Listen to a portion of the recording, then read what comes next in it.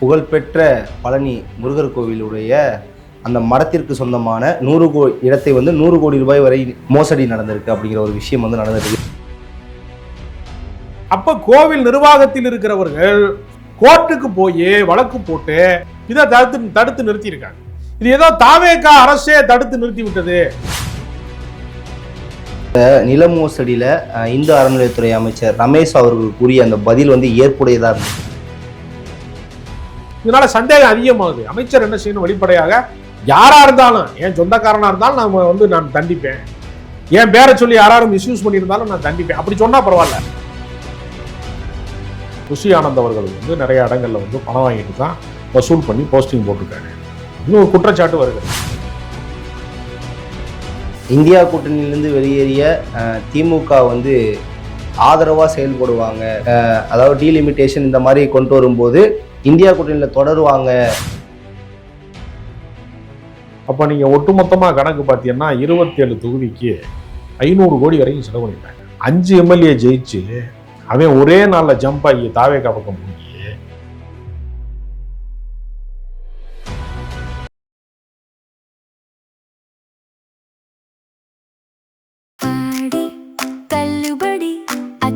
பேரும் 6 முதல் 60% வரை ஆடி தள்ளுபடியுடன் சூப்பர் சரவணா ஸ்டோர்ஸ், சென்னை, மதுரை, கோவை.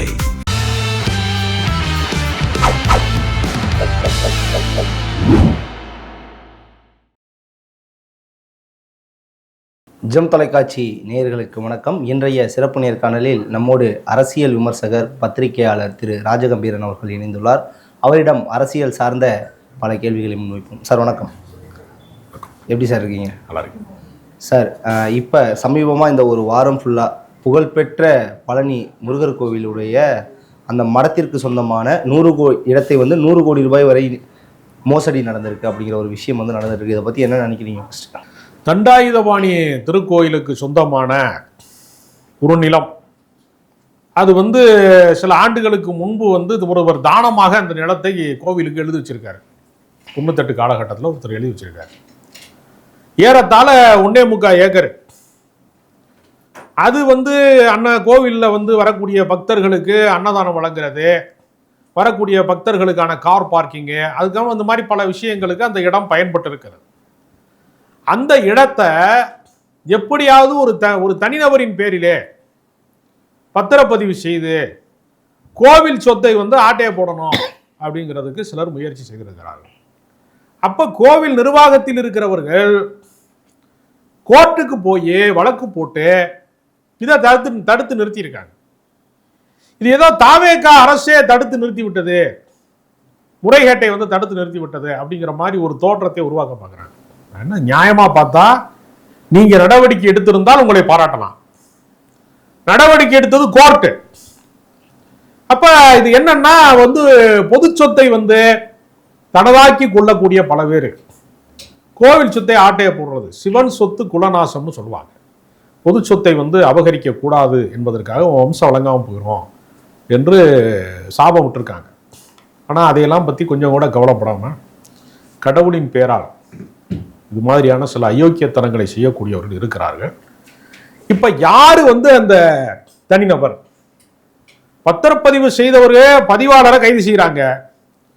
ஒரு ஆளை டியூட்டியில் இருக்கிற ஆளு லீவ் போடுறாரு, வேற வெளியூர்ல இருந்து ஒரு ஆளை கூட்டிட்டு பத்திரப்பதிவு செய்திருக்கிறாங்க. பதிவாளர் கைது செய்யப்படுறாரு. யாரு பேருக்கு பதிவாச்சோ அவர் முகத்தை காட்டுவதற்கு யாரும் தயாராக. இங்கதான் சூட்சுமம் ஒளிந்திருக்கிறது. அதான் சார், 100 கோடி ரூபாய் நிலத்தை 2 கோடிக்கு பத்திரப்பதிவு பண்ணியிருக்காங்க. இது எப்படி பார்க்க? அதாவதுங்க, அதனுடைய மதிப்பு இன்றைய மதிப்பு 30 கோடி ரூபாய். அது எதிர்காலத்தில் 100 கோடி ரூபாய்க்கான மதிப்பாக மாறக்கூடும். ரியல் எஸ்டேட்டை பொறுத்தவரையில் இடம் என்பது நீங்கள் ஒரு மாநகர சூழலுக்கு வருகிற போது, அதை அடுத்தடுத்த டெவலப்மெண்ட்டுக்குள்ளே வரும்போது அது ஒரு 3 மடங்காக மாறும். அந்த கணக்கில் தான் அது 100 கோடியே தவிர அதனுடைய இன்றைய மதிப்பு என்பது 30 கோடி. அதை 2 கோடி ரூபாய்க்கு பதிவு செஞ்சுருக்கிறாங்க அப்படின்னா இதற்கு அரசு அலுவலர்கள் மட்டுமே காரணமா? அதை தாண்டி இது மாதிரி எங்கெங்கெல்லாம் அந்த மாதிரியான போலி பத்திரங்களை உருவாக்கக்கூடியவர்கள் இருக்கிறாங்க, வேலை செய்யக்கூடியவங்க இருக்கிறாங்க அப்படிங்கிறத அரசு தீவிரமாக கண்டறியும். ஓகே சார், இந்த நில மோசடியில இந்து அறநிலையத்துறை அமைச்சர் ரமேஷ் அவர்கள் கூறிய அந்த பதில் வந்து ஏற்புடையதா இருந்துச்சா? இல்ல, அவரு 2 விதமான பதில் சொல்றாரு. என்னுடைய உறவினர் ஒருவருக்கு தான் வந்து பினாமி பேர்ல வந்து இதை செஞ்சு கொடுத்ததா சொல்றாங்க, எனக்கு அப்படி யாரும் உறவினர்களே கிடையாது அப்படின்னு சொல்றாரு. நமக்கு என்ன சந்தேகமா இருக்குன்னா, நீங்க யாருங்கிற ஆளை கொண்டு வந்து நிப்பாட்டிட்டீங்கன்னு வச்சுங்க, இந்த குற்றச்சாட்டுக்கு ஆளானவரை நீங்க நிப்பாட்டிட்டீங்கன்னா இவருக்கு உறவினரா இல்லையாங்கிறது பொதுமக்களுக்கு புரிஞ்சிருமா இல்லையா? அவரை மறைக்கிறது மூலமாக இவருடைய பினாமியா இவருடைய உறவினரா என்கிற சந்தேகம் நீடிக்கிறது. அப்ப அவர் என்ன செய்யணும்? நியாயமா இதை பற்றி யாராவது சமூக வலைதளங்களிலே எழுதினாலோ பேசினாலோ அவர்களை சிறைப்பிடிப்போம், கைது செய்வோங்கிறார். அப்ப எதற்காக அவர் அச்சப்படுகிறார்? இதை பற்றி பேசினா தானங்க. நான் என்ன சொல்றேன்னா, ஒரு திருட்டு நடக்கிறது, ஒரு அயோக்கியத்தனம் நடக்குதுன்னா 10 பேர் கூச்சல் போட்டா தானே திருட்டை தடுக்க முடியும். சமூக வலைதளத்துல பேசக்கூடாது, சோசியல் மீடியால எழுதக்கூடாது அப்படின்னு ஒருத்தர் சொல்றாருன்னா அது யாருக்கு சாதகமானது? அந்த திருட்டுத்தனத்தை செய்தவனுக்கு சாதகமானது. நீ சம்பந்தப்பட்ட ஆளை பத்தி வெளியே சொல்லாதுன்னா யாருக்கு சாதகமானது? அப்ப அதை வந்து ஏன் அமைச்சர் சொல்றாரு? இதனால சந்தேகம் அதிகமாகுது. அமைச்சர் என்ன செய்யணும்? வெளிப்படையாக யாரா இருந்தாலும், என் சொந்தக்காரனா இருந்தாலும் நான் தண்டிப்பேன், என் பேரை சொல்லி யாரும் மிஸ்யூஸ் பண்ணியிருந்தாலும் நான் தண்டிப்பேன், அப்படி சொன்னா பரவாயில்ல, எனக்கு அதுக்கு சம்பந்தம் கிடையாது, என் பேரை எவனாவது பயன்படுத்தினா அவனை சும்மா விட மாட்டேன், அரெஸ்ட் பண்ணுவேன்னா நான் அதிகாரத்தில் இருக்கேன், என்னை யாராவது விமர்சித்தால் நான் விட மாட்டேன்னு சொல்லும்போது ஒரு அச்சுறுத்தலை அவர் ஏற்படுத்த, அந்த அச்சுறுத்தலை ஏற்படுத்த வேண்டிய அவசியம் இல்லைல்ல. நீங்க யாரு அந்த பத்திரப்பதிவுக்கு அந்த மோசடிக்கு யார் காரணமோ அவர் பேர் இதுவரைக்கும் வெளியே வரவே இல்லை. இதுவரைக்கும் அவர் யாருன்னு நமக்கு சொல்லவே இல்லை. சிபிசிஐடி போலீஸ் திமுக வார்டு செயலாளர் ஒருத்தர் வந்து இதுக்கு வந்து சாட்சி கையெழுத்து போட்டிருக்காரு அப்படின்னு அவங்க வீட்டுல இன்னைக்கு அதிகாலையில இருந்து சோதனை. நான் கேட்கறது என்னன்னா, இது திமுகவா அண்ணா திமுகவா என்கிற பிரச்சனை அல்ல. கோவில் நிலத்தை யார் கொள்ளையடித்தாலும் சரி, எந்த கட்சிக்காரன் கொள்ளையடித்தாலும் சரி, அது நடவடிக்கை எடுக்கணும்ல. நீங்க யோசிச்சு பாருங்க, அரசு வழக்கறிஞர்கள் மாவட்ட நீதிமன்றங்கள்ல அரசு வழக்கறிஞர்கள் நியமனத்துல பல முறைகேடுகள் நடக்குது. ருஷி ஆனந்த் அவர்களுக்கு வந்து நிறைய இடங்கள்ல வந்து பணம் வாங்கிட்டு தான் வசூல் பண்ணி போஸ்டிங் போட்டிருக்காரு அப்படின்னு ஒரு குற்றச்சாட்டு வருகிறது. அந்த குற்றச்சாட்டுக்கு முக்கியமாக வழக்கு போட்டவங்க யாரு? ஞான சௌந்தரின்னு சொல்லக்கூடிய தாவேகாவுடைய வழக்கறிஞர். அவங்க நீக்கிட்டாங்க கட்சி. நீங்க என்ன செய்யணும்? தவறு செய்தவர்களை நீக்கணும். தவறை தட்டி கேட்டவரையில நீக்கிறீங்க. நீங்க அந்த அரசாங்கத்தோட வினோதத்தை பாருங்க. எவனோ ஒருத்தன் பெட்டி கடையில சபரிவர்மன் என்று சொல்லக்கூடிய ஒரு மாற்றுத்திறனாளியே ஒரு குட்கா பாக்கெட்டை வித்தான்னு சொல்லி போலீஸ் கூட்டிட்டு போய் அவனை வந்து துன்புறுத்தி சிறை கொட்டடியில வச்சு கைய காலை உடைச்சு மூச்சு திணறி 19 இடங்கள்ல படுகாயத்துக்கு ஆளாக்கப்பட்டு கொடூரமான முறையில கொல்லப்படுறான் 34 வயது இளைஞன். 2 பாக்கெட் வச்சிருக்கிறவனை கொன்றிய, அடிச்சு கொன்றிய. ஆனா கோடிக்கணக்கான ரூபா மோசடி செஞ்சவங்கள குட்கா பாஸ்கர் என்று வர்ணிக்கப்படுகிற அமைச்சர், முன்னாள் அமைச்சரை கட்சியில சேர்க்கிறீங்க. உங்கள் ஊழல் ஒழிப்பு வந்து வித்தியாசமா இருக்கு. அப்ப மொத்த வியாபாரம் பார்க்கிறவன கட்சியில சேர்ப்பேன், சில்லறை வியாபாரம் பார்க்கிறவன நான் ஜெயிலில் அடைப்பேன், அடிச்சு கூட கொள்ளுவேன்னா இது என்ன வகையான நியாயம்? நியாயமா என்ன செய்யணும்? ஞான சௌந்தரி என்பவர்கள் வந்து முறைகேடு நடந்தது வெளியில கொண்டு வந்ததே நீங்க வந்து விஜய் அவர்கள் வந்து மாண்புமிகு முதல்வர் வந்து பாராட்டணும்ல. என் சொந்த கட்சியாக இருந்தாலும் நீ நீதியின் பக்கம் தான் நான் நிற்பேன் அப்படின்னு சொன்னால நீங்க பரவாயில்ல. ருஷி ஆனந்த நீக்கிறதா நீங்க ஞான சௌந்தரிய நீக்கிறதான்னு இடம் வருகிற போது ஞான சௌந்தரியை தான் நீக்கிறீங்க. அப்போ உங்கள்கிட்ட என்ன நியாயம் இருக்கிறது, என்ன நீதி இருக்கிறது, என்ன அறம் இருக்கிறது, உங்க அரசியல்ல என்ன வகையான தர்மம் இருக்கிறதுன்னு நம்ம கேட்க வேண்டியிருக்கிறது.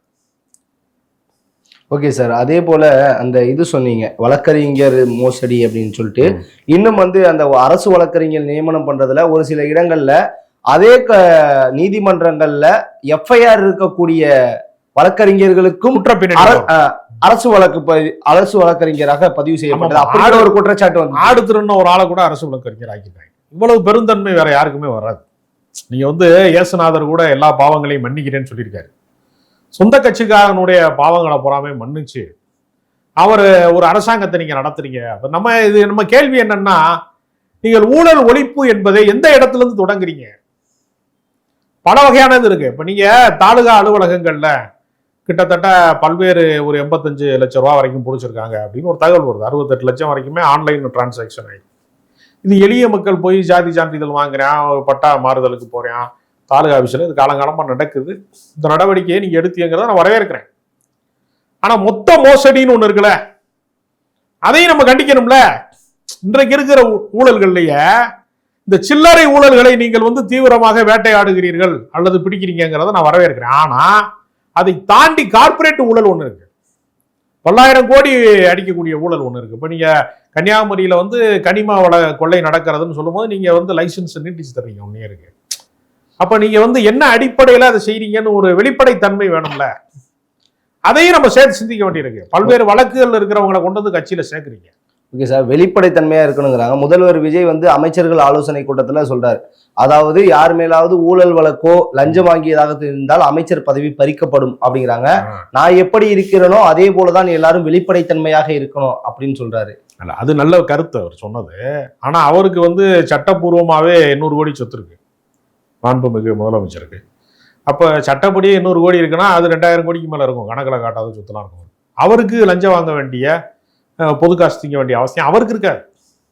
ஆனா கட்சிக்காரன் அப்படி இருப்பான்னு நம்ம எப்படி சொல்ல முடியும்? கட்சிக்காரன் வந்து இந்த கவர்மெண்ட் எவ்வளவு காலம் நீட்டிக்கும், இந்த முறை எம்எல்ஏ ஆனா அடுத்த முறை ஆக முடியுமா, இந்த முறை அமைச்சர் ஆனா அடுத்த முறை நம்மளை அமைச்சரா வச்சிருப்பாங்களா, பல பேரை கொண்டு வந்து கட்சியில சேர்க்கிறாங்க. அடுத்த ரவுண்டுல கட்சியில வந்து நம்மளாம் இருப்போமா இருக்க மாட்டோமான்னு தெரியாதவன் என்ன செய்வான்? பல முறைகேடுகள்லாம் ஈடுபடுறாங்க, பல பேர் பிடிபடுறாங்கல்ல, அதையும் சேர்த்து பார்க்கணும். அதனால விஜய் அவர்களுடைய அந்த முயற்சியை நான் பாராட்டுறேன். ஊழல் ஒழிப்புக்காக வேண்டி அவர் குரல் கொடுக்குறாரு, வாட்ஸ்அப் நம்பர் கொடுக்குறாரு, ஃபோன் நம்பர் கொடுக்குறாரு, டோல் ஃப்ரீ நம்பர் கொடுக்குறாரு, அதெல்லாம் ஓகே. நடைமுறை சாத்தியம்னு ஒன்று இருக்கு. நீங்க நடைமுறையில செயலால் தான் ஒரு மனிதனை அளக்க முடியுமே தவிர நீங்க பண்ற பஞ்சு டைலாக வச்சு நம்ம அளக்க முடியாது. செயல் வந்து தான் தீர்மானிக்குமே தவிர சொல் தீர்மானிக்காதுன்னு நான் நினைக்கிறேன். ஓகே சார், அதே போல இந்தியா கூட்டணியிலிருந்து வெளியேறிய திமுக வந்து ஆதரவா செயல்படுவாங்க, கூட்டணியை விட்டு வெளியேறினாலும் வந்து அதாவது டீலிமிட்டேஷன் இந்த மாதிரி கொண்டு வரும்போது இந்தியா கூட்டணியில தொடருவாங்க அப்படிங்கிற ஒரு நம்பிக்கையை வந்து காங்கிரஸ் தரப்புல இருந்து சொல்றாங்க. இது எப்படி பாக்குறீங்க? இல்ல, காங்கிரஸ் வந்து மற்ற கூட்டணி கட்சிகளுக்கு கொடுக்காத சீட்டை வந்து 27 சீட்டு வரைக்கும் கொடுத்தாங்க. ஒரு ராஜ்யசபா மெம்பரும் கொடுத்தாங்க.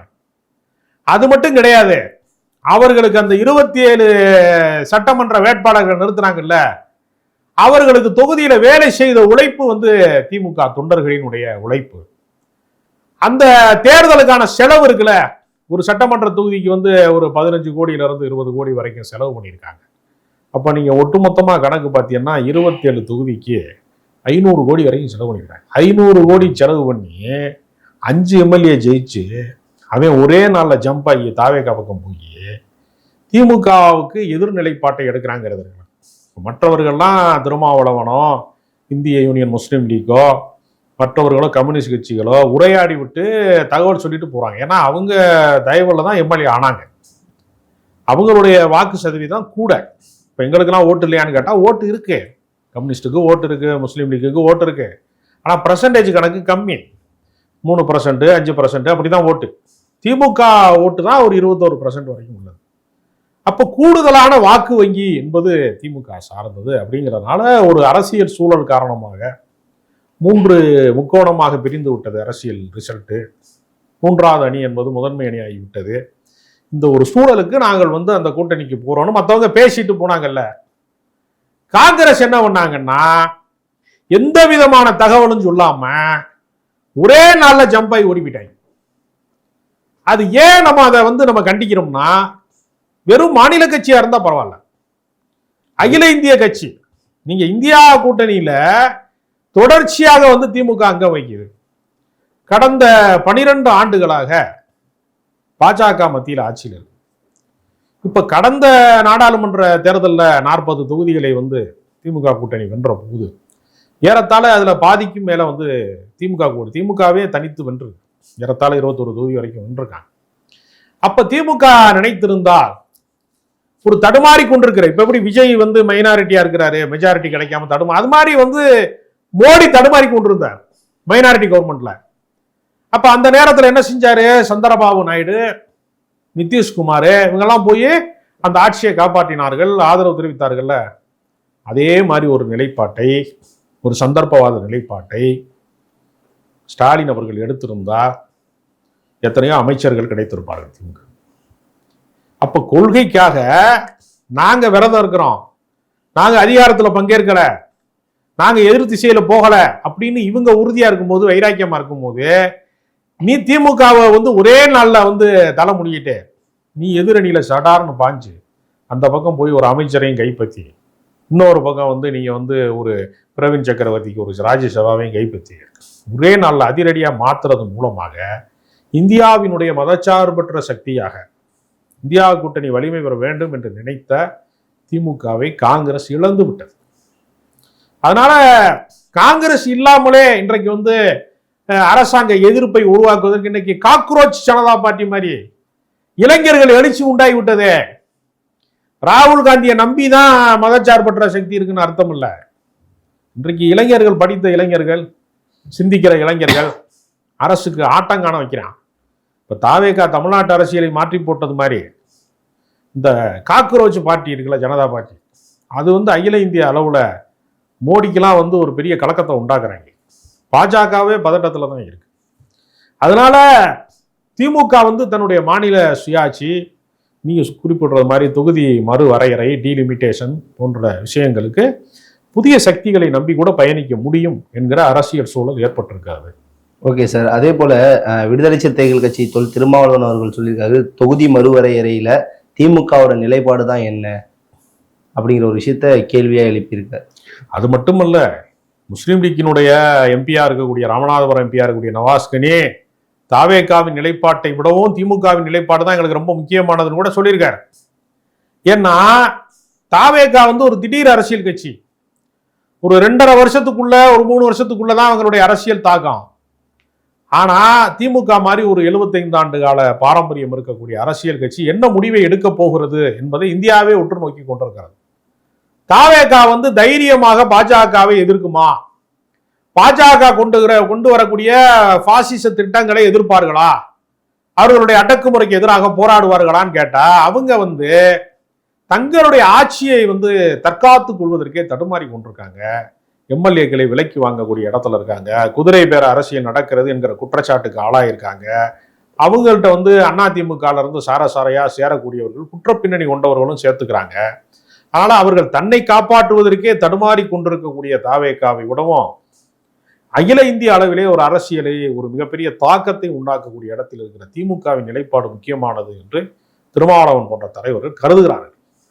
திருமாவளவன் அவர்கள் இன்னொரு விஷயம், சேலத்துல அம்பேத்கர் அவர்களுடைய சிலையை கடந்த 5 ஆண்டுகளா திறக்க முயற்சித்தோம், முடியல அப்படிங்கிற ஒரு கண்டனத்தையும் தெரிவிச்சிருக்கு. இல்ல, இது வந்து கட்சி பிரச்சனை அல்ல.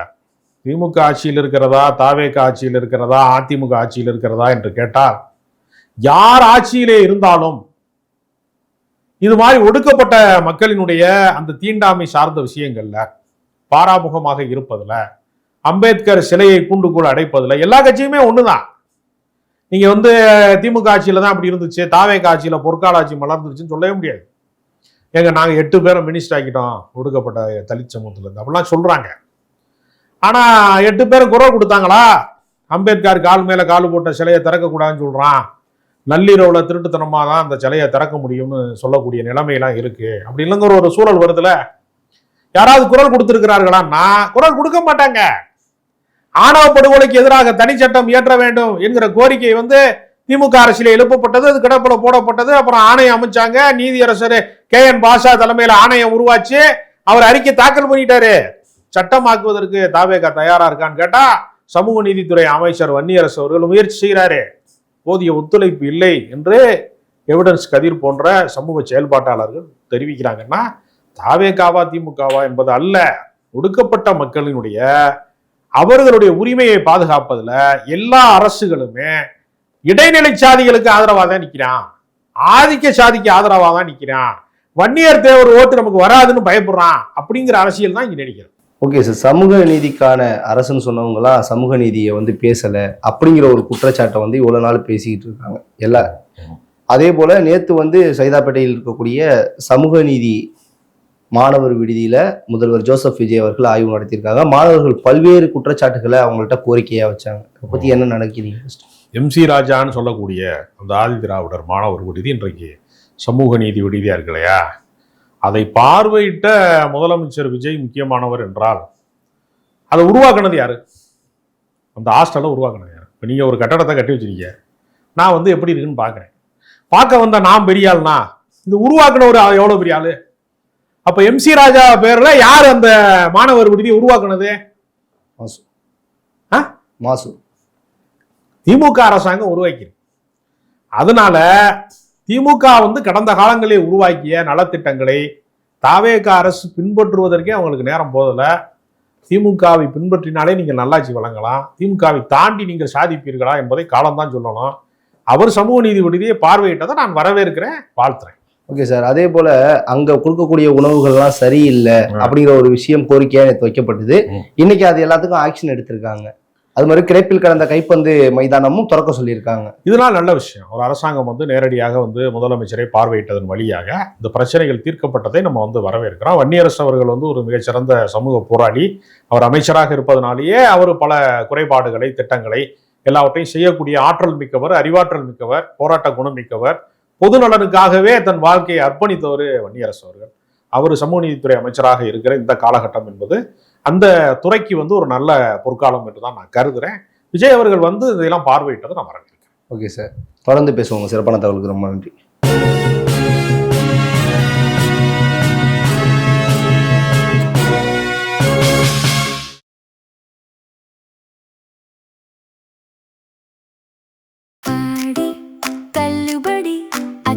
பேரும் அல்லும்படி 6 முதல் 60% வரை ஆடி தள்ளுபடியுடன் சூப்பர் சரவணா ஸ்டோர்ஸ், சென்னை, மதுரை, கோவை.